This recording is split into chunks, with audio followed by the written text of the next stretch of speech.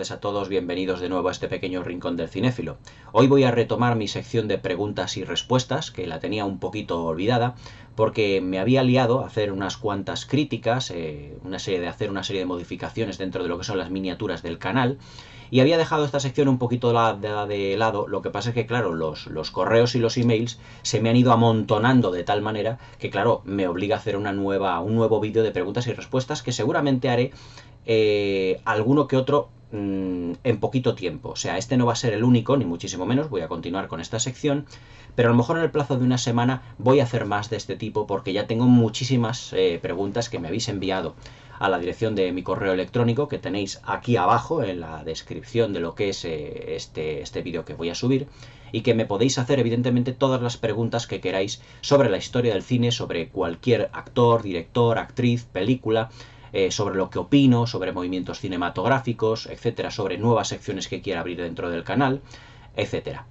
Antes de empezar con lo que es la sección propiamente dicha, os recuerdo que os podéis suscribir al canal, que le deis a la campanilla para que no os perdáis ninguno de mis nuevos vídeos, y evidentemente que le deis al like si os ha gustado el vídeo. Y ahora vamos a empezar con esta sección de preguntas y respuestas, porque tengo bastantes y bastante interesantes. A ver cuánto se puede prolongar el vídeo, porque hay muchas veces que ya sabéis que me enrollo un poquito, porque me emociono hablando de cine, que ya sabéis que me encanta, y el vídeo a lo mejor se extiende un poquito más de lo normal, aunque os pido disculpas, pero la verdad es que el tema del cine a mí me gusta mucho, lo vivo bastante, y me emociona pues también hablar de todos estos temas, que hay muchísimo para hablar largo y tendido. Sin más dilación, vamos a empezar con las preguntas. Me pregunta Manuel Alberto Bloch, me dice: quisiera preguntarte, Mario, ¿cuál es el sentido de criticar en realidad unas películas? Si es informar, intercambiar impresiones, educar al espectador, y qué es para mí realmente el cine. Pues vamos a ver, el objetivo primordial, bajo mi punto de vista, de lo que es criticar una película, evidentemente lo primero es informar. Tiene un objetivo de información al espectador o a aquella persona que quiere pasarse, ya no solo a lo mejor por una sala de cine o por una sala de teatro, sino que quiera ir a ver un museo o una exposición. Es decir, el crítico no es solo una persona que diga o que exponga su opinión, si lo que está viendo, el espectáculo que está viendo o el arte que está viendo, ya sea una película, una obra de teatro, una obra pictórica, no sea única y exclusivamente decir si le parece bien o le parece mal. La primera labor del crítico, aunque yo lo creo desde este punto de vista, es la de informar al espectador. Primeramente, ¿qué es lo que va a ver en la pantalla si ya nos centramos única y exclusivamente en lo que es el cine? Es decir, qué tipo de historia, si están bien las interpretaciones, cómo está realizada la película, informarte de la sinopsis, qué duración tiene. Es decir, primeramente es una información meramente, y valga la redundancia, meramente informativa de lo que el espectador va a ver en la película. Es decir, de qué va la historia, si se puede hacer larga o se puede hacer corta. Es decir, es una información general, desde un punto de vista general y desde un punto de vista también bastante superficial, en el sentido de que es una labor informativa. Y luego, una vez dada una información, pues su objetivo también es el decir, pues bajo mi concepto, bajo mi criterio, me parece que la película está bien hecha o está mal hecha, o cómo son las interpretaciones, o cómo es la dirección artística, la banda sonora y todos los conceptos que engloba una película propiamente dicha. Bajo mi punto de vista, que yo lo hago aquí en el canal, todos me conocéis de haber hecho las reviews y las críticas de muchas películas, lo que yo hago al principio, pues prácticamente es informar de lo que es el argumento de la película. Es decir, es ponerte el año de producción, el director, los actores, y hacerte una pequeña introducción, haceros una pequeña introducción de lo que va la película. Es decir, el argumento es el siguiente, y en breves líneas os lo expongo. Lo que pasa es que, claro, no os lo quiero exponer de una manera muy amplia, porque no quiero desvelaros tramas o diversos puntos de la película, pero sí una sinopsis general de lo que va en realidad la película, prácticamente en breves líneas. Y luego pasar a lo que yo creo que son los conceptos más o menos conseguidos dentro de lo que es la producción cinematográfica en sí misma. Ahora, eso es para mí lo que yo creo que es lo ideal. Es decir, un crítico, tú abres la revista especializada en cine o lo que creas, y te viene lo que es la crítica de esa película. Y muchas veces lo que nos encontramos, para nuestra desgracia, es un escritor que empieza a ponerte muchísimas palabras muy... ¿cómo te diría yo? como muy grandilocuentes en todos los sentidos, describiéndote la película y de un modo muy subjetivo y a veces hasta surrealista. De tal modo que ni te enteras, ni de qué va la película, si ni le parece bien o mal al crítico, si merece la pena verla.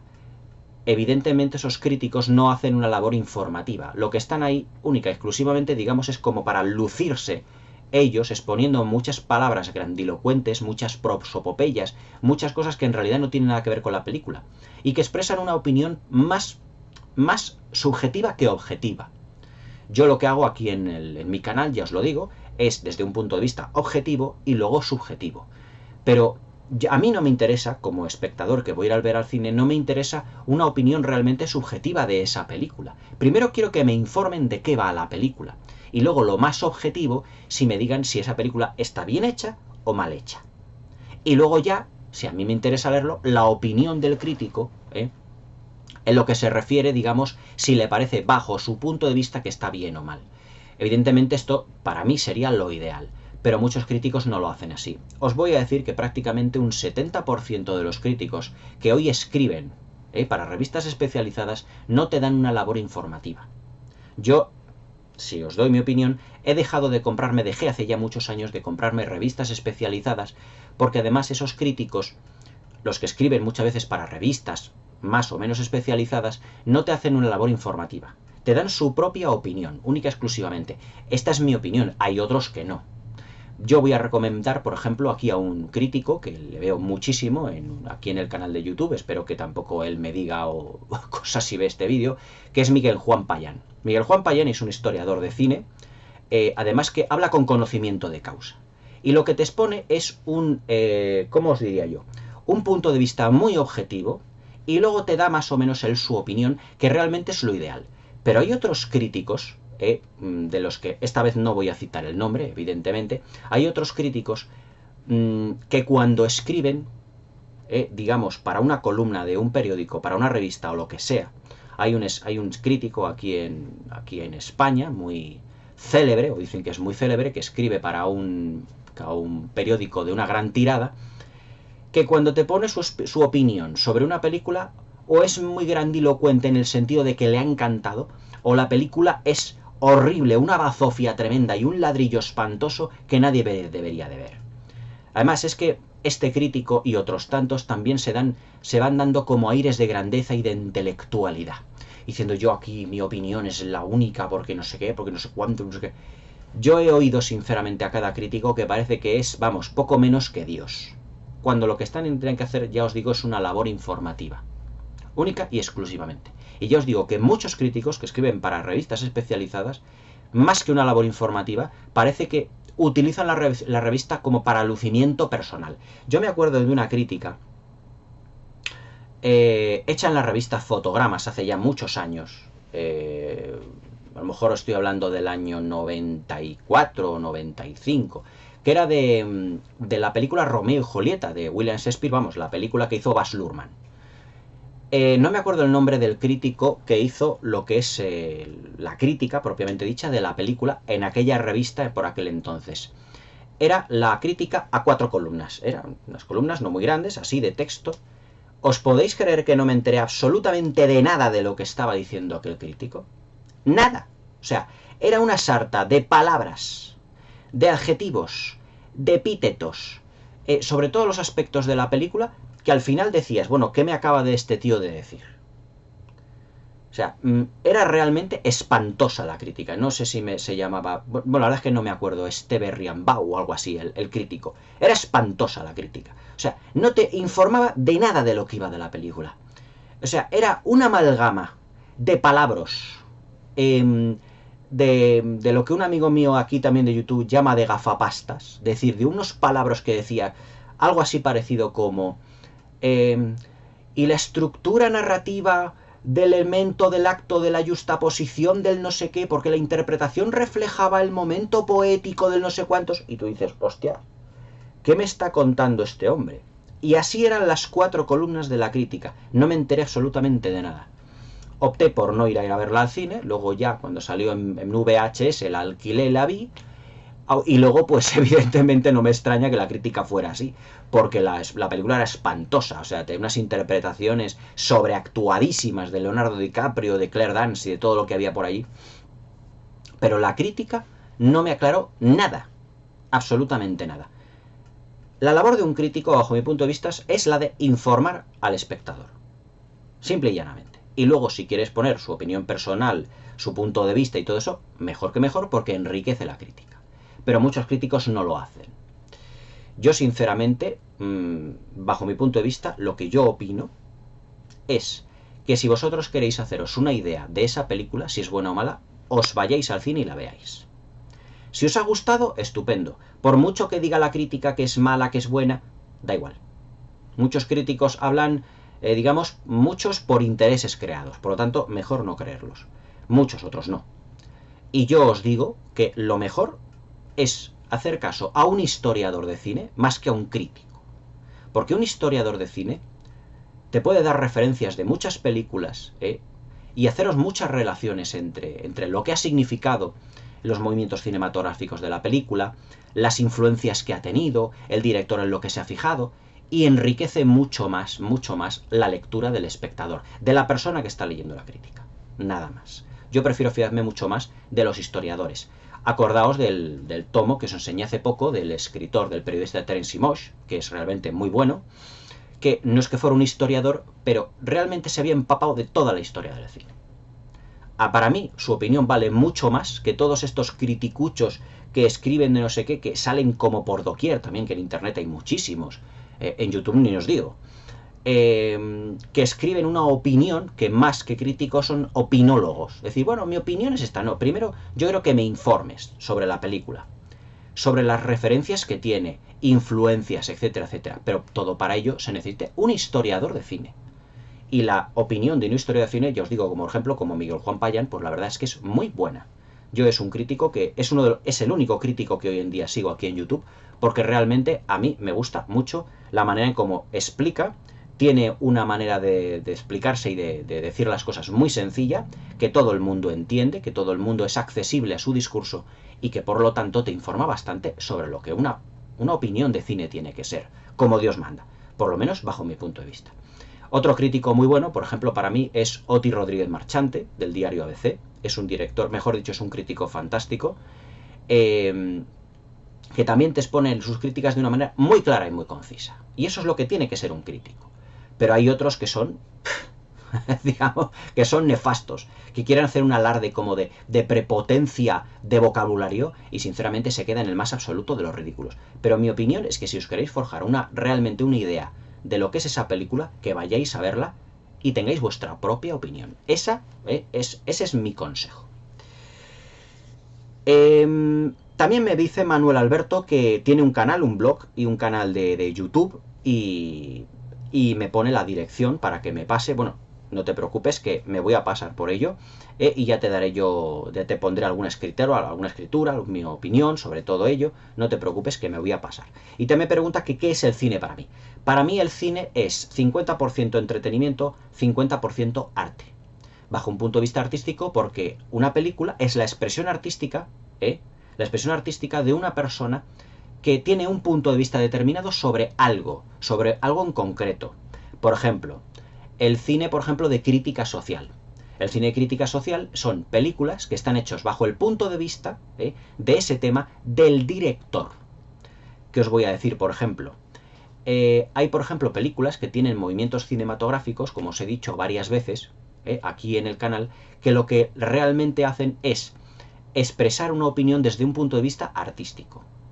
Entonces, para mí, un director de cine es un artista que en el celuloide expresa como un pintor en un lienzo lo que es su arte, lo que lleva dentro, lo que es su visión del mundo, su percepción, una percepción determinada sobre un tema. Y eso para mí es lo importante también desde el punto de vista de arte. Luego está el punto de vista de entretenimiento, desde el punto de vista, como dicen ahora, del cine comercial, que bueno, comercial es todo el cine. Porque todos los directores aspiran a que sus películas sean vistas, evidentemente, en la pantalla grande. Pero lo que yo os quiero decir con esto es que también el cine está como entretenimiento. Es decir, por ejemplo, el lema de Hollywood, de la Metro-Goldwyn-Mayer en los años 50, era "That's entertainment", esto es entretenimiento. Es decir, además de cine, además de arte, te estaban proporcionando un entretenimiento. Y como faceta de entretenimiento, la verdad es que el cine es realmente único. No hay más que ver, pues, estar aislado, bueno, mejor aislado no, estar en una sala, con otras tantas personas, compartiendo una experiencia cinematográfica. Durante 2 horas a oscuras viendo, ahí ves la visión de un artista respecto de un tema. Y además te está entreteniendo a la vez, porque puedes salir del cine diciendo me lo he pasado bien, me lo he pasado mal, etc. Para mí el cine es 50% arte, 50% entretenimiento. Luego mi amigo Despen, desde aquí le envío un saludo, me dice: ¿qué opinas del director Michael Cimino? Bueno, pues fíjate, el Michael Cimino es para mí uno de los directores más controvertidos de la historia. Michael Cimino empezó su carrera cinematográfica, o bueno, se puede decir que llegó a la cumbre de su carrera cinematográfica con la película que todos conocemos, ganadora del Oscar en el 1978, que fue El Cazador, protagonizada por Meryl Streep, por Robert De Niro, por Christopher Walken, porque Christopher Walken ganó el Oscar al mejor actor secundario, y le salió, la verdad, dio en el clavo con esta película sobre Vietnam. Para mí hay otras películas bastante mejores sobre Vietnam, Apocalypse Now, Platoon, La chaqueta metálica, pero la visión de Michael Cimino era más poética y más reflexiva, en el sentido de que en la primera parte de la película pues te desarrolla todo lo que es la boda de Robert De Niro, de Meryl Streep, que para mí hace un exceso narrativo en esta película, y luego pues la segunda parte pues son las consecuencias de la guerra, de cómo ha muerto Christopher Walken, todo lo que es el reflejo de su fallecimiento en sus compañeros, como en Robert De Niro, que acaba prácticamente desquiciado, cómo trastoca todas sus vidas. Es decir, es reflexiva y es poética a la vez. Pero yo creo que a Michael Cimino se le subió el éxito a la cabeza y dijo: como yo he tenido un éxito apabullante con esta película, voy a hacer algo todavía más grande. El Cazador es una película ya grande de por sí. La tengo que comentar aquí en el canal, a ver si puedo hacerlo en breve. Y rodó a principios de los 80 La Puerta del Cielo, con Kris Kristofferson, que era un western, una auténtica superproducción, realmente muy lujosa, de prácticamente más de 3 horas. Pero es una película que muchos dicen tan maldita, y maldita por lo pesadísima que es, porque es un auténtico ladrillo La Puerta del Cielo. Yo la vi una vez y sinceramente me dormí 2 veces. Es una película ya que ese estilo poético y reflexivo y a veces crítico que tiene Michael Cimino se hace excesivamente pesado. Es un director que subraya mucho los acontecimientos en sus películas, que le da demasiada carga poética, y para mí ya se me hizo pesado. La película fue un fracaso estrepitoso, que las pérdidas que tuvo la productora por La Puerta del Cielo fueron realmente increíbles. O sea, Michael Cimino llegó, prácticamente como el César, llegó, vio, conquistó y pegó un bajón realmente apabullante. O sea, prácticamente la carrera cinematográfica de Michael Cimino pues está, digamos, ya llena de luces y de sombras. De luces por El Cazador y de sombras por La Puerta del Cielo. Para mí me parece un director que fue víctima, yo creo que de su propio ego, y creía que podía hacer una película gigantesca, maravillosa, extraordinaria, y se le fue el proyecto de las manos por completo. Desde el punto de vista narrativo, desde el punto de vista histórico, vamos, de la historia que cuenta, se hace realmente muy pesado, tiene unos altibajos en el ritmo muy acentuados. Para mí La Puerta del Cielo no es que sea una mala película, es que es una película que subraya demasiado sus conceptos básicos, reflexivo, poético, narrativamente es muy regular en su ritmo. Para mí, sinceramente, ya eran aspectos que El Cazador tenía, que estaban laminados porque la historia era muy buena, pero que en La Puerta del Cielo esos puntos negativos se potencian de tal manera que lo que provocó fue el fracaso estrepitoso. Michael Cimino, ya te digo, Despen, es una película, es un director muy polémico, porque no es que sea un mal director, pero le pasa, por ejemplo, lo que al Terrence Malick, es excesivamente visual no en el sentido de que sus imágenes narren, sino en excesivamente visual en el sentido de que es excesivamente poético porque se recrea mucho en la imagen. Y claro, se recrea mucho imagen de tal manera que dices, bueno, sí, ya nos hemos dado cuenta de que eso es muy bonito, de que el plano está muy bien trabajado y todo eso, pero intenta avanzar, tener un ritmo más acentuado en la historia. Y yo creo que eso, desde el punto de vista narrativo, es un lastre. En la película, por ejemplo, del Cazador, se hace demasiado hincapié a la fiesta de la boda, de todo eso. Y en una secuencia que se podría haber contado en 10 minutos, un cuarto de hora, se le da tan preponderancia en la película que hasta que llega en el momento en el que los protagonistas están realmente en Vietnam, dices, caray, por fin, a ver si ya podemos ver una serie de acontecimientos que valga la pena. Pero lo que es la boda en sí misma, Dios mío, que si el convite, que si luego cuando cortan la tarta, que si se ponen a bailar, que no sé qué, yo digo, oye, yo no me interesa mucho la boda, que sí, que quiere subrayar mucho los lazos afectivos que tienen los protagonistas, me parece muy bien, pero no en una secuencia que dura ya 30 o 40 minutos de película, porque la del cazador es una película de 3 horas, pero esas 3 horas se podrían haber contado perfectamente en 2 horas y cuarto. Pero bueno. Fernando Soca me dice, nombras mucho a Woody Allen. Bueno, no es que le haya mencionado mucho, no he comentado ninguna película de Woody Allen aquí en el canal. Y dice, ¿y qué es lo que lo hace tan atractivo para el cine norteamericano? Pues mira, he de decirte, Fernando, que Woody Allen no es nada atractivo en el cine norteamericano. Es decir, todas las películas, o la mayoría de películas de Woody Allen en Estados Unidos han sido un fracaso de taquilla. Woody Allen es un director, ¿cómo te lo diría? Es un director norteamericano, pero excesivamente europeo en su estilo. Es decir, Woody Allen es un rara avis en Hollywood. Woody Allen lo que hace son películas corales de muchos actores, actrices, comentando problemas. Algunas veces dramáticas, algunas veces cómicas, pero todas ellas tienen el punto en común de que son víctimas de todos los miedos y obsesiones del mismo Woody Allen. Y que todos los personajes, en realidad, lo que son reflejos de sus miedos. Eso en 1, 2, 3, 4 películas puede funcionar, pero no en 30. Entonces, Woody Allen es un director prácticamente denostado en Hollywood porque no sale prácticamente del mismo tema. Es decir, si tú te fijas, por ejemplo, en una película, por ejemplo, como Celebrity, protagonizada por Kenneth Branagh y por Charlize Theron, Kenneth Branagh hace el papel de Woody Allen. Es decir, si tú quitas a Kenneth Branagh y pones a Woody Allen, la diferencia no la hay. Porque Kenneth Branagh es como el alter ego de Woody Allen en la película. Es decir, refleja todos sus miedos y sus inquietudes. Es un director muy bueno en lo que se refiere al guión y a las interpretaciones. Es un muy buen director de actores y muy buen guionista. Es más, es el guionista que más veces ha sido nominado al Oscar. Creo que ha sido nominado en 14 o 15 veces al Oscar. Y que lo ganó por Annie Hall, la que yo considero que es su mejor película de lejos. Lo que pasa es que es un director que reincide mucho en sus miedos, en sus obsesiones, y todas sus películas hablan prácticamente de lo mismo. El miedo a la soledad, el miedo a la muerte, las inquietudes sobre la pareja, sobre el matrimonio, sobre el sexo, sobre las relaciones de pareja también. Todas sus películas prácticamente versan sobre lo mismo. Tienen muy pocas que sean distintas. Incluso una película, por ejemplo, tan original, que fue protagonizada por Goldie Hawn y por Alan Alda, que era Todos dicen I love you, que era una especie como de musical muy bonita, la película estaba bien hecha, sigue incidiendo sobre lo mismo. Es una pequeña película musical, pero siguen siendo las relaciones de pareja, las relaciones prematrimoniales, el matrimonio. O sea, es que versa sobre lo mismo. Y llega un momento que, claro, al público norteamericano, digamos que le ha no decepcionado, pero realmente le ha apabullado demasiado en lo que respecta siempre a los mismos temas. Es decir, tú cuando vas al cine a ver una película de Woody Allen, ya sabes qué te va a hablar. Del sexo, del matrimonio, de la muerte, de las enfermedades, de las relaciones de pareja. Son sus temas, sus pilares básicos. A Woody Allen prácticamente no les puedes pedir otra cosa. Es un buen director de actores, pero claro, es una manera de narrar, de contar y de interpretar y de ver las historias muy distinta a lo que el cine norteamericano ha dado en la gran mayoría de su historia. El cine norteamericano se ha decantado mucho más por el espectáculo, se ha decantado más por sorprender que por emocionar. Realmente ha sido así, pues prácticamente los 40-50 años de historia del cine norteamericano, desde ahora hasta 50 años antes. Cuando se estrenó La Guerra de las Galaxias en el 77, George Lucas creó prácticamente un paradigma de películas que eran las películas de grandes presupuestos y grandes efectos visuales.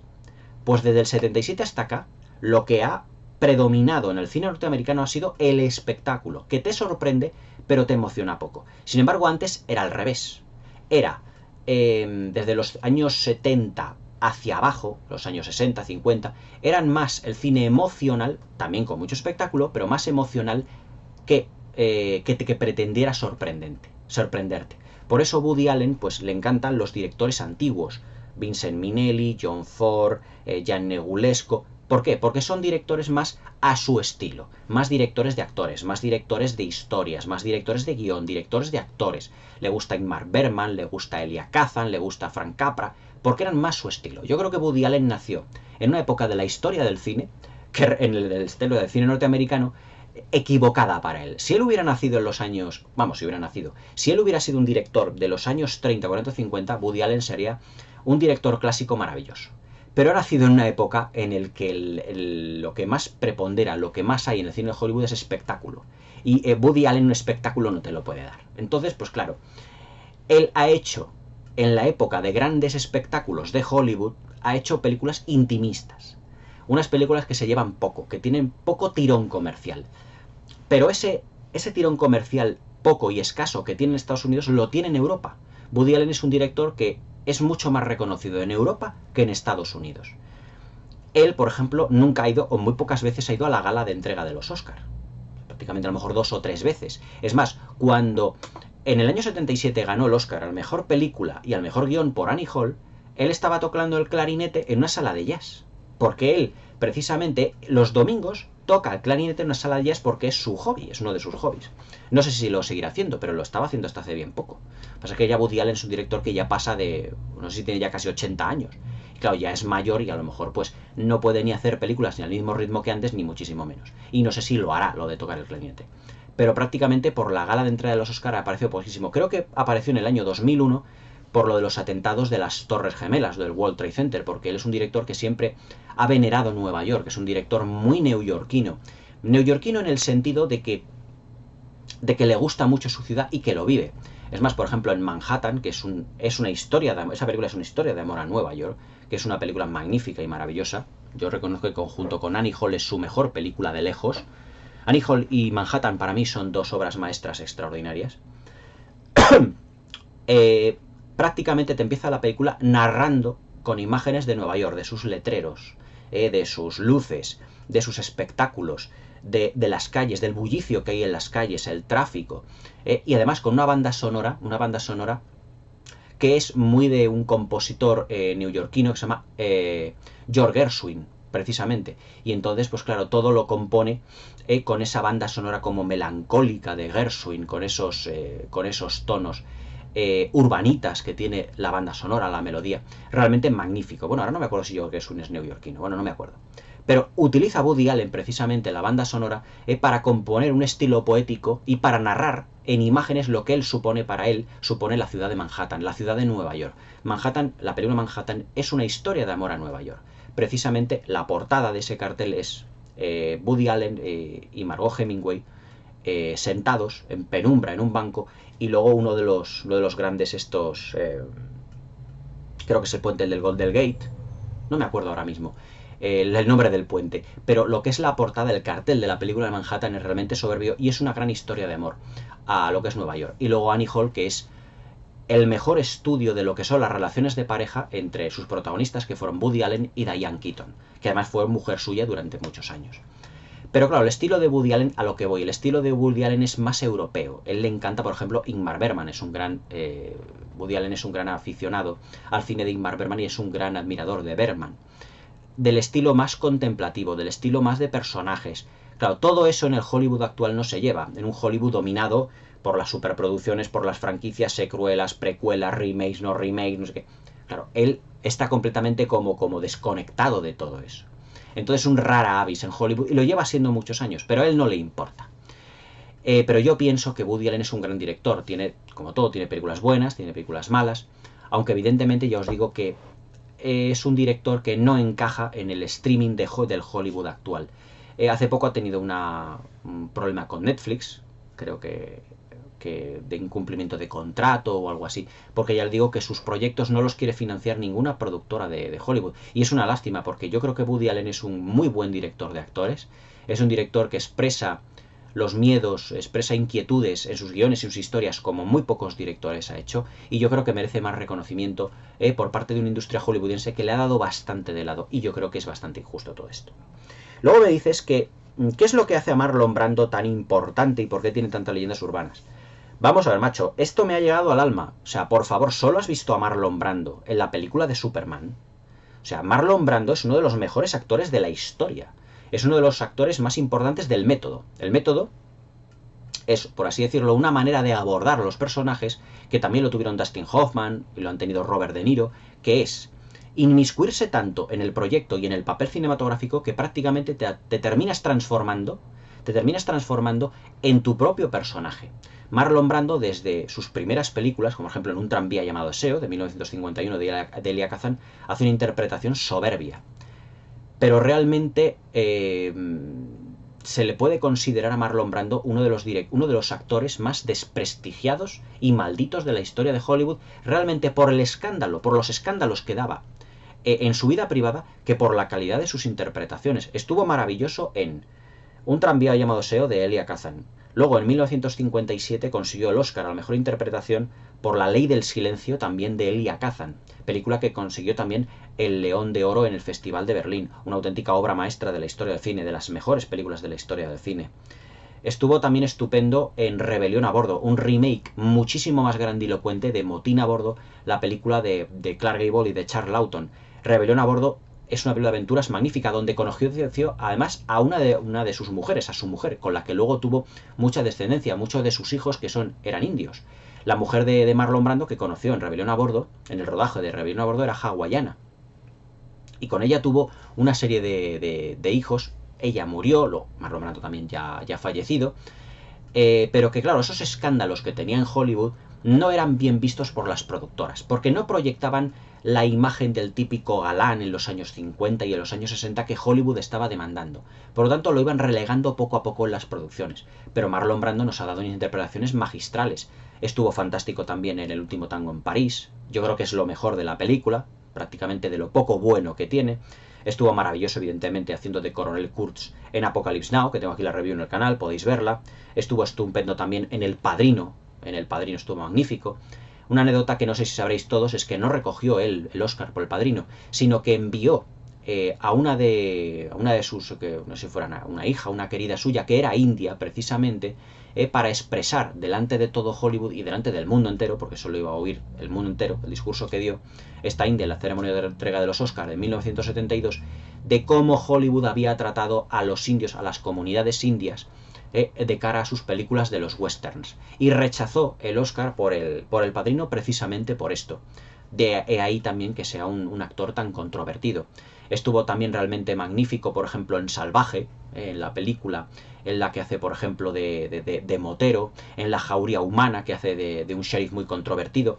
Es que Marlon Brando tiene tal cantidad de grandísimas películas y grandísimas interpretaciones que, vamos, lo del ser el padre de Superman, eso es anecdótico. O sea, pero completamente anecdótico. Además que siendo del padre de Superman, digamos que incluso estaba hasta mediocre. Pero si tú quieres verle haciendo una interpretación maravillosa, búscate La ley del silencio de Elia Kazan, Un tranvía llamado Deseo, El Padrino mismamente, Apocalypse Now, El último tango en París, Rebelión a Bordo. Luego también hizo, por ejemplo, de oriental, de personaje oriental, en una película llamada La casa de té de la luna de agosto, junto con Glenn Ford. Repito el título por si no lo habéis captado. La casa de té de la luna de agosto, haciendo de chino, precisamente.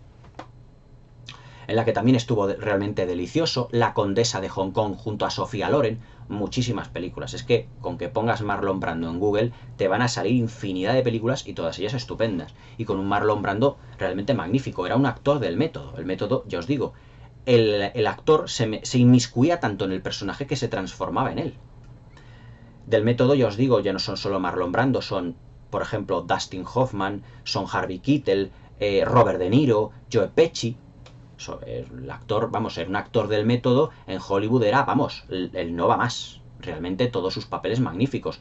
Robert De Niro prácticamente se puede decir que es como el auténtico, digamos, descendiente, el auténtico sustituto de Marlon Brando en lo que a interpretaciones de carácter se refiere. Estuvo magnífico también Robert De Niro en todas las películas de la mafia que ha hecho. Por ejemplo, ya te digo, en Uno de los nuestros, en Casino, también en Malas calles, en Taxi Driver, todas las dirigidas por Martin Scorsese, en Toro salvaje, también muy buena interpretación. Los actores del método son magníficos. Dustin Hoffman en Rain Man de Barry Levinson, que a ver si la comento también, que es una película magnífica. Los actores del método se puede decir que son prácticamente los mejores actores del mundo, junto con los actores de teatro inglés, que también son maravillosos. Pero vamos, ser actor del método era, vamos, el no va más. Pero vamos, por favor, Marlon Brando no le conozcas por ser el papaíto de Superman. O sea, eso es un papel mediocre que hizo prácticamente como para cubrir el cheque, pagar facturas y ya está. Además, le pagaron una auténtica millonada por ser el padre de Superman. Pero vamos, ese papel es una tontería en comparación con el resto de su carrera cinematográfica, llena de maravillosas y obras maestras, por supuesto. También me dices que por qué tiene tantas leyendas urbanas, por lo que te acabo de contar. Es decir, fue un actor muy controvertido por la vida privada que tuvo. Ya te digo, se casó con una india, tuvo descendientes. Lo que pasa es que, claro, también era muy controvertido porque en los rodajes, esto es una leyenda urbana, no lo sé si sería verdad o no. En los rodajes Marlon Brando, al lado de la caravana en el que estaba trabajando, su camerino, hacían cola las chicas, las que se quisieran. Y Marlon Brando la iba pasando una detrás de la otra y se iba acosando con todas. Esto yo creo que tiene más de leyenda urbana que otras cosas.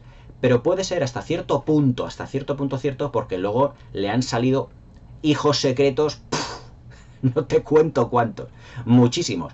Pero bueno, eso también son leyendas urbanas, también las hay de muchos actores clásicos, por ejemplo, decían leyenda urbana, por ejemplo, de Cary Grant, que sí era homosexual. Cary Grant era un mujeriego empedernido cosa mala, que se daba unos viajes de LSD junto con sus amantes, pero de aupa, de aupa.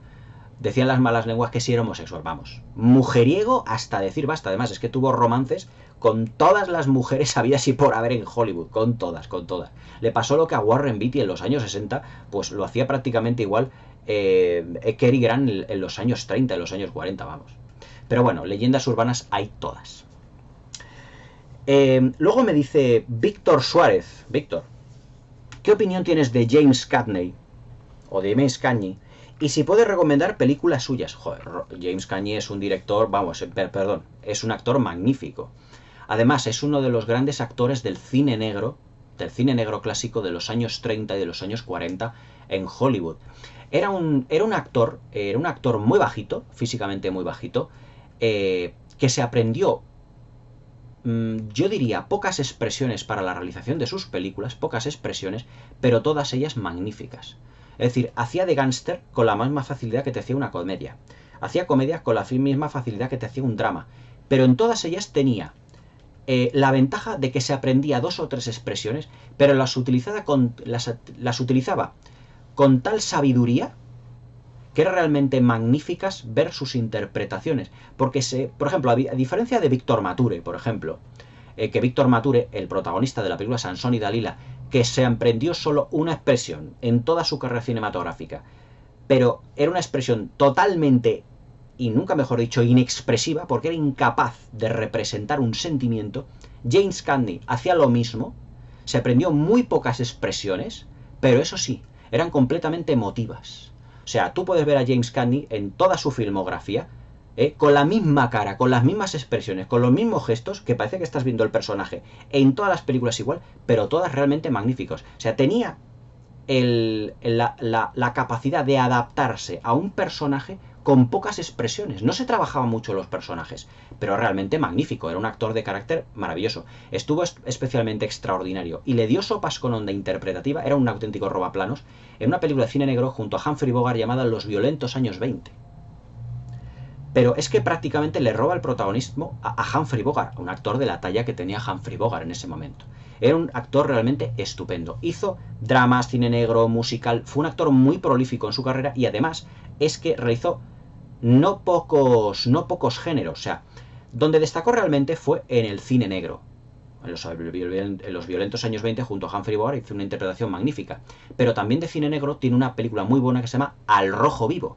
Sí, como el programa de televisión, junto con Virginia Mayo, y es una película de cine negro extraordinaria, es una obra maestra del cine negro. Si podéis echarle un vistazo a la película Al rojo vivo, comprárosla, descargárosla legalmente, evidentemente, como yo siempre digo, pero es una película magnífica.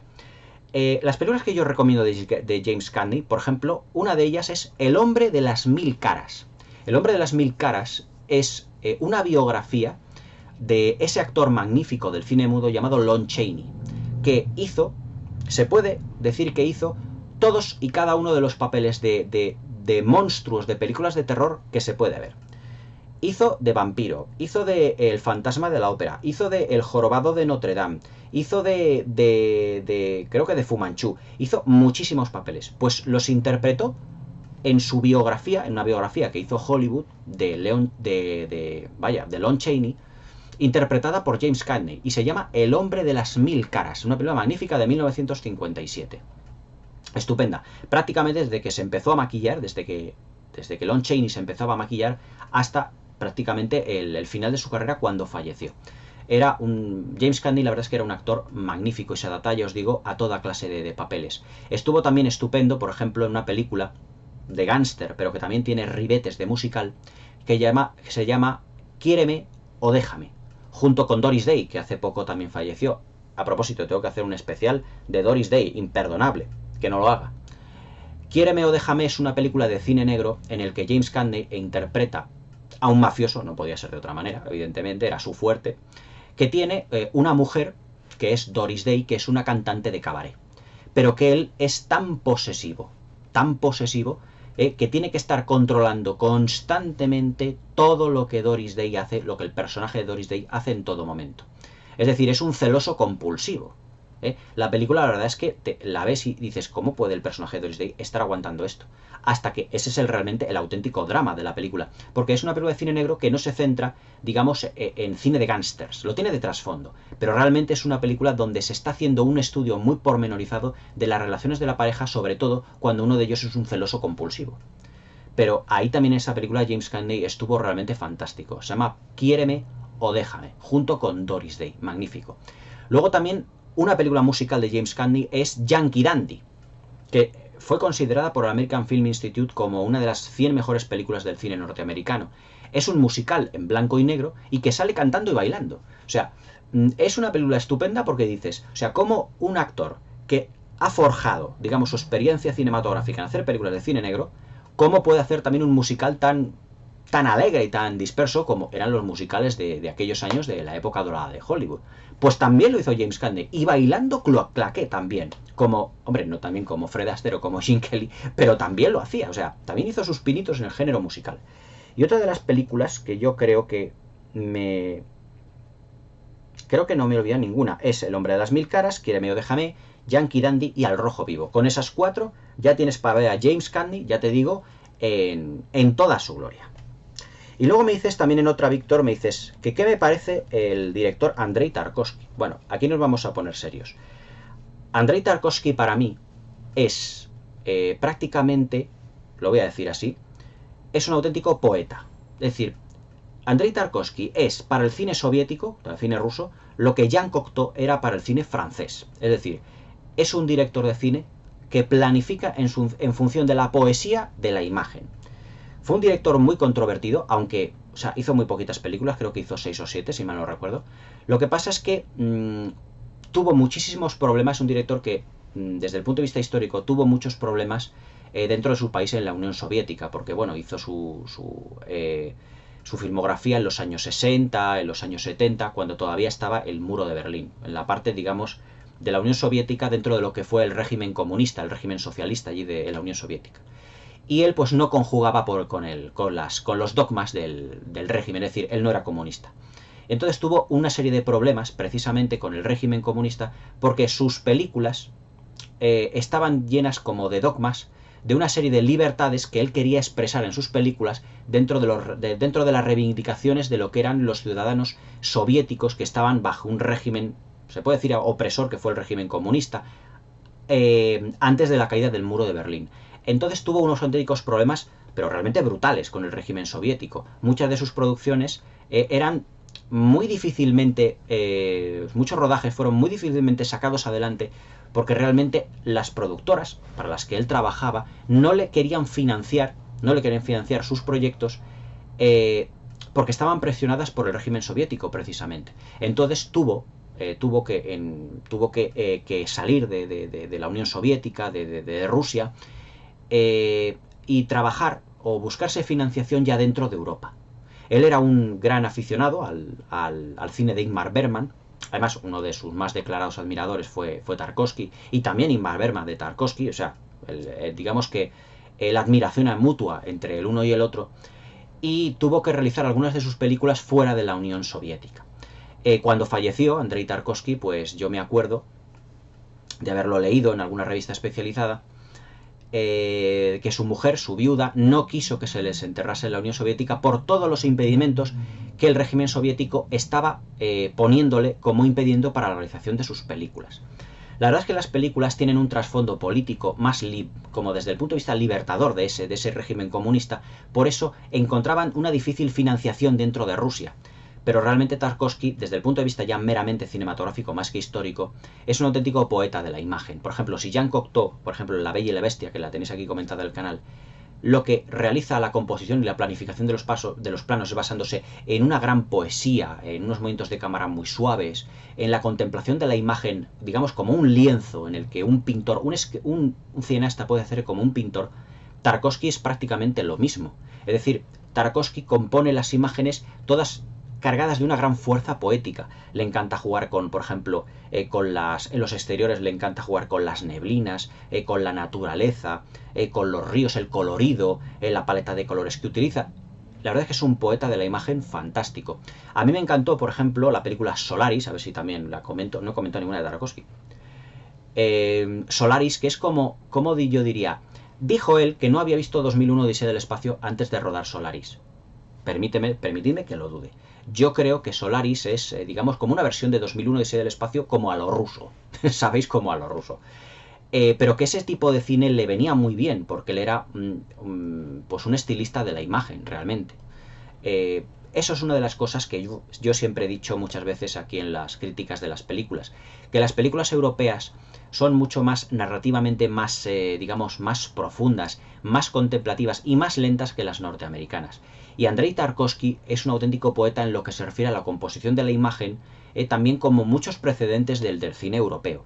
Es que el cine europeo y el cine norteamericano, tengo que hacer un vídeo respecto a las diferencias de ellos porque hay muchísimas. Es completamente distinto el ritmo, la composición de los planos, la capacidad pictórica de los encuadres. Los directores europeos, por ejemplo como Jean Cocteau, como Jean Renoir, que aquí yo los he citado muchas veces, si veis muchas de sus películas son como composiciones de cuadro los planos que hacen. Es muy diferente al estilo norteamericano, pues Tarkovsky es prácticamente lo mismo, pero dentro de la historia del cine ruso. Yo le considero, después de Eisenstein, el director ruso más importante. Es decir, Eisenstein es el director del acorazado Potemkin, de Octubre, de La Huelga, que a diferencia de Tarkovsky era un director, Eisenstein, más inclinado a todo lo que fue el régimen comunista y el régimen soviético y el de los bolcheviques, del comunismo en Rusia. Pero Tarkovsky era todo lo contrario, o sea, no comulgaba con todo ese régimen, con el comunismo y todo eso. Por eso tuvo muchísimos problemas dentro de lo que fue la Unión Soviética para poder realizar sus películas. Realizó muy poquitas películas, pero eso sí, todas cargadas de una fuerza poética realmente alucinante. Stalker también es otra película que me fascina, a ver si también la comento aquí en el canal. O sea que la tengo en versión original, no han salido dobladas, la versión que me compré. Pero bueno, cuando haga las reviews ya ampliaré un poco tu información. Pero vamos, Tarkovsky evidentemente es un director muy importante dentro de lo que es la historia del cine soviético, también de lo que es la historia del cine europeo. Es un director muy contemplativo, que realiza composiciones y planificaciones muy poéticas, yo digo, es muy deudor de Jean Cocteau, pero también de Ingmar Bergman, en lo que refiere a la exposición un poco teatral de los personajes, de las interpretaciones. Pero bueno, cuando comente una película suya, prometo hacer ya una exposición más amplia de Tarkovsky, pero evidentemente su importancia en la historia del cine es fundamental.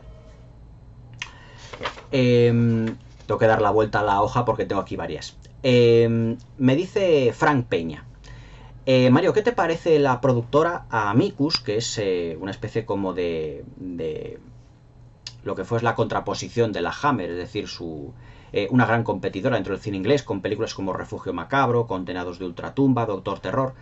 Vamos a ver, a la Hammer en su época le salieron dos competidoras, que fueron la Tiburn y la Amicus, que eran productoras también de cine fantástico. Lo que pasa es que, claro, la Hammer, además de ser la pionera, tenía además en plantilla a Terence Fisher y a muchos otros directores que también hicieron producciones para la Tiburn y para la Amicus, pero con un por así decirlo, con presupuestos mucho más bajos y con una carga, digamos, de importancia más pequeñita. Es decir, la Hammer tenía a Christopher Lee, a Peter Cushing, a Francis Matthews, a Veronica Carlson, a Caroline Munro, a André Morel y a una serie de actores muy importantes dentro de lo que es la producción cinematográfica británica. La Micus y la Tyburn también, pero en menor grado. O sea, si las películas de la Hammer eran películas de serie B, pero muy lujosas, la Tyburn y la Micus veía que eran películas serie B total.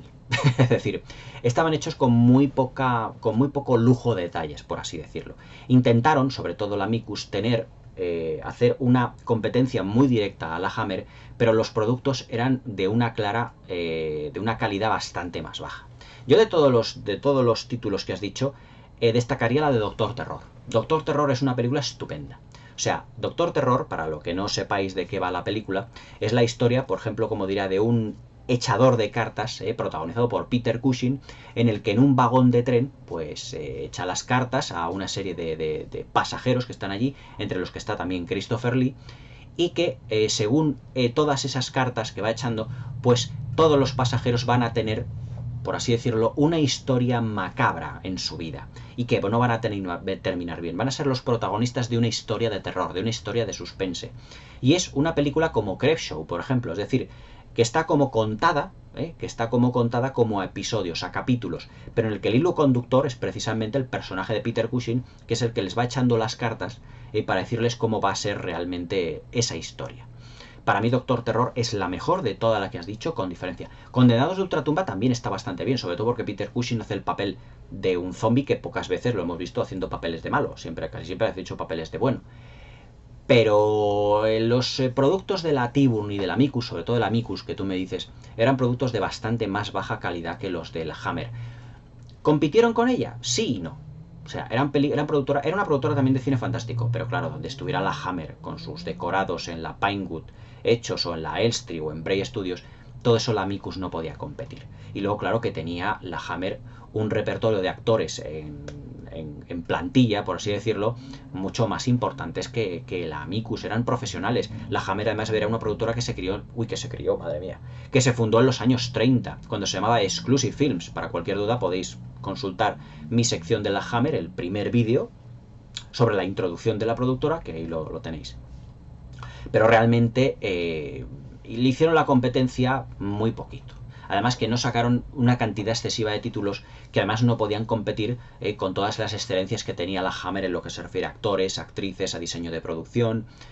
La Micus y la Tyburn, sobre todo la Micus, fue una productora muy pequeñita. ¿Qué pienso de ella? Bueno, pues que hizo lo que pudo. Se puede decir que hizo lo que pudo. Tuvo títulos interesantes como la de Doctor Terror, pero no podía estar ni muchísimo menos a la altura de la Hammer, que fue la productora, una de las productoras más importantes de la historia del cine británico. Daos cuenta que en los años 60 las dos empresas que hacían más dinero en Inglaterra, en Gran Bretaña, eran la discográfica de los Beatles y la Hammer. Las dos compañías, las dos empresas en todo un país que más dinero facturaban al año. Era tal cantidad la amalgama de películas que hacía la Hammer al año, que todas ellas eran muy exitosas. Pasa lo que a Marvel ahora. O sea, cada película generaba una cantidad de dinero bestial. Pasa que claro, todo eso ya terminó pues porque ya saturó el mercado de películas de cine fantástico y ya llegó a su fin. Pero facturaron millones y millones y millones y millones de libras al año. Una auténtica fortuna.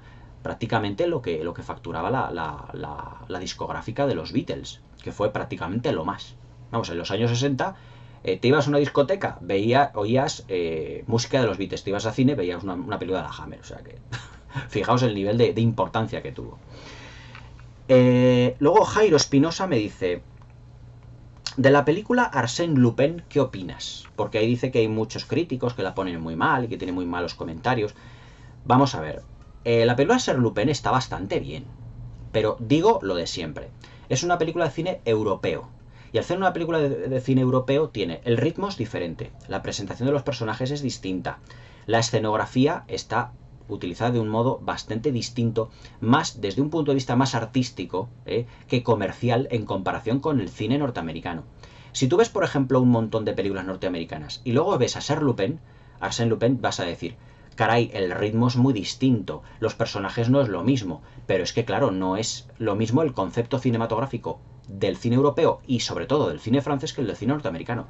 Para mí Arsène Lupin además es una película cuyo argumento, que es un poco la biografía o los acontecimientos de este ladrón, tiene intriga, aventura, romance. Además están Christine Scott Thomas y mi queridísima Eva Green, por supuesto. Y además que está basado, además, Arsène Lupin, en una serie de películas de los años que estuvieron muy de moda en los años 60 y en los años 50, que eran las películas de Fantomas. Fantomas era un villano que le seguía constantemente,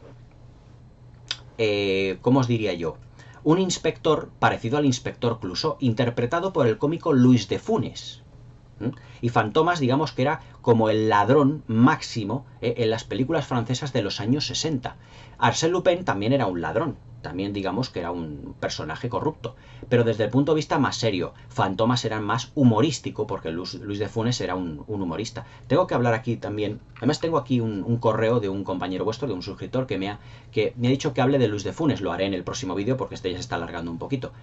Pero para que os hagáis una idea, el cine de ladrones y el cine incluso de James Bond de los años 60 se debe mucho, por ejemplo, a un personaje que era ladrón, un personaje que era un ladrón en las películas incluso del cine mudo, se llama Fantomas, que luego se hizo posteriormente en los años 60 con Luis de Funes, en una serie de comedias, pero que la evolución lógica de todo eso fue el personaje de Arsène Lupin en lo que a ladrón se refiere, pero desde un punto de vista también, digamos, ¿cómo os lo diría yo? De épocas pasadas, porque al ser Lupin, la dirección artística de la película, ves que es una película de época, y al ser una película de época francesa, europea, y por lo tanto europea, pues se le da mucho más importancia a lo que son los personajes, las extensiones, los diálogos, la narrativa, pero todo desde un punto de vista más pausado, más lento. Arsène Lupin creo que era una película que duraba casi 2 horas y media. Es una película que no ha salido aquí en Blu-ray, si no yo lo hubiera comentado. A Arsène Lupin en película le pasa exactamente lo mismo que a la del Pacto de los Lobos, que aquí yo tengo comentado en el canal, que lo hizo hace poco. Es una película de cine fantástico, pero vista desde un punto de vista europeo. Pero vamos, Arsène Lupin es una película muy disfrutable, que está muy bien, lo que pasa es que se hace más lenta narrativamente, porque, repito, estamos ante cine francés, cine europeo, y por lo tanto es más pausado, más lento, el ritmo narrativo no es tan rápido con las películas norteamericanas, y esto lo voy a explicar mejor en un vídeo que voy a hacer sobre la historia del cine. Pero a mí Arsène Lupin me parece una película muy disfrutable, además que los personajes que están constantemente en movimiento, que si roban esto, que si tiene el romance con el otro, es una película que tiene de todo. Pero digo lo que al principio del vídeo he dicho. Forjaos vuestra propia opinión de las películas. No os fiéis ni de opiniones de pseudocríticos, ni de opinólogos. Incluso, yo os diría que a lo mejor no tanto también incluso de la mía. Porque yo tengo mi punto de vista. Pero yo quiero que tengáis vosotros vuestro propio punto de vista sobre las películas. Por lo tanto, es importante que vosotros vayáis al cine, que os alquiléis la película, que os la compréis y os forjéis vuestra propia opinión. Pero vamos, bajo mi punto de vista, si quiero mi opinión, Arsène Lupin es una película muy disfrutable, pero que evidentemente bebe de los cánones del cine europeo, del cine francés, de una narrativa más lenta, más sencilla, con unos diálogos más cómicos. Es ese, ¿cómo diría yo? Es ese estilo humorístico francés que no todo el mundo entiende. Tú ves una película de un cómico de los años 60 como Luis de Funes, y no todo el mundo se ríe, porque es un estilo de humor diferente al norteamericano, diferente al británico, muy distinto. Hay que verlo también desde el punto de vista de los franceses, de su estilo de cine. Pero vamos, Arsène Lupin es una película muy disfrutable y muy notable. Si yo la adquiero, yo la vi hace ya mucho tiempo en DVD que me la alquilé, pero si yo me hago con ella en DVD o en Blu-ray, si sale, yo seguramente la voy a comentar aquí en el canal sin ningún género de dudas. Y para finalizar, Leonor, mi amiga Leo Puki, me dice sobre lo de los futuros distópicos y cuáles son las películas que más me han interesado y por qué. Pues mira, ya respondiéndote efectivamente, Leonor, al otro correo que diste, que creo que no lo respondí muy bien, te diré que, bueno, ya he captado más o menos lo que querías decirme. Ya futuros distópicos en lo que se refiere a la negatividad o a la positividad de todos ellos, más a la negatividad desde tu punto de vista. Pues mira, hay 3 películas que a mí me encantan, que yo las considero ya 3 clásicos del cine, y que se desarrollan en un futuro distópico y además con una visión bastante negativa de lo que ese futuro sea o no posapocalíptica. Uno es Zardoz, la película Zardoz de John Boorman, Otra es Blade Runner 2049, de Denis Villeneuve. Ya que me pusiste el ejemplo de Blade Runner, pues yo también te nombro la segunda parte oficial, que además ahonda todavía más en todos los conceptos que se expusieron en la primera Blade Runner. Y también Minority Report de Steven Spielberg. ¿Que por qué me parecen así un tanto negativas? Vamos a ver, Zardoz es una película protagonizada por Charlotte Rampling y por Sean Connery, en el que en el año 2239 la humanidad prácticamente se ha dividido en dos facetas. Digamos una especie como de pseudodioses, muy míticos, y otro que representa, digamos, todo el resto de la población de la humanidad, que están viviendo, ¿cómo te diría yo?, como una especie de tribu gigantesca, en el que hay un rebelde, que es Sean Connery, que lo que quiere hacer precisamente es provocar una revolución gigantesca frente a esa especie como de entes o de dioses estratosféricos que están como dominando el mundo. Evidentemente, si tú ves esta visión, si tú ves esto, dices, o sea, nuestro futuro distópico, nuestro futuro va a ser en el que el mundo estará dividido sobre todo en dos entes, unos semidioses y prácticamente el resto de la humanidad que estarán viviendo unas condiciones de pobreza y de miseria total. Fijaos si esa es negativa. O sea, esa, si no has visto Zardoz de John Boorman, te la recomiendo. Es una película un tanto, ¿cómo te diría yo? Es una película un tanto extraña en su concepto. No sigue ni una narrativa tradicional ni nada por el estilo. Es muy surrealista. Pero sí que tiene un mensaje, ya te digo, muy negativo de todo lo que nuestra sociedad nos va a llegar. Luego en Minority Report, por ejemplo, aunque protagonizada por Tom Cruise, la de Spielberg, en el que se ve que se crea una especie como de élite, en el que los crímenes se van a prácticamente a ver antes de que se produzcan y detengan a las personas antes de que se ha cometido, lo que te está dando como mensaje es la corrupción tan sumamente inmensa que podemos llegar en nuestro modelo de vida al intentar acaparar, o mejor dicho, al intentar culpar por asesinato a una persona que todavía no lo ha cometido. O sea, hemos llegado hasta ese punto. O sea, lo que se pretende efectivamente es evitar el asesinato, pero tú estás culpando a una persona que todavía no ha cometido un asesinato. Y al final de la película, todo eso se expone de una manera muy clara, y prácticamente el Precoc, la empresa esta, que tiene a los precognitivos, estos personajes que ven el futuro, pues se disuelve precisamente porque es, digamos, es un fracaso.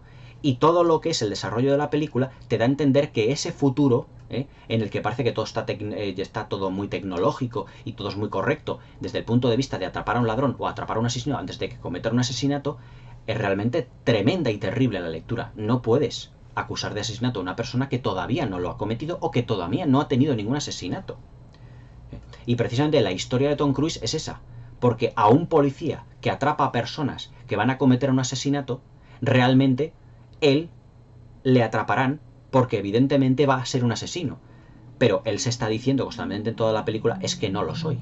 ¿Y por qué quieren cazarme? O sea, vamos a llegar a ese punto. Y en Blade Runner 2049, que es muy negativa la lectura, porque podremos llegar a fabricar realmente una serie de androides, ya no de robots o de cyborgs, sino una serie de humanos sintéticos que nos puedan llegar a sustituir en un futuro, porque en Blade Runner 2049 pueden procrear.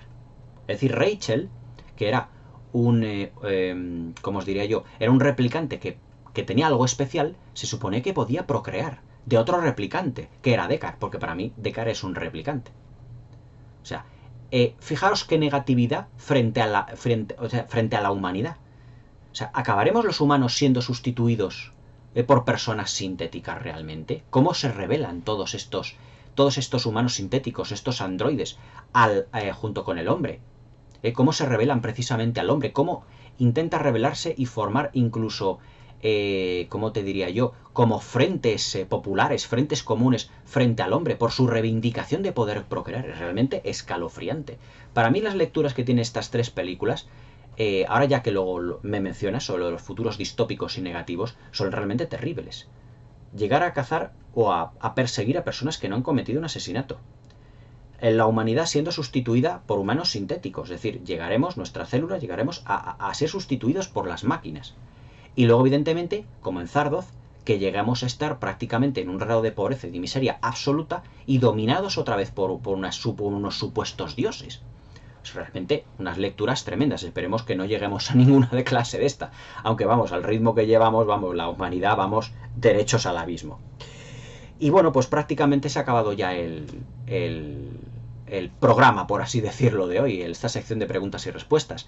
Os animo a que me hagáis muchísimas más enviando vuestras preguntas a críticascinéfilas40 con número, todo junto, críticascinéfilas40@gmail.com.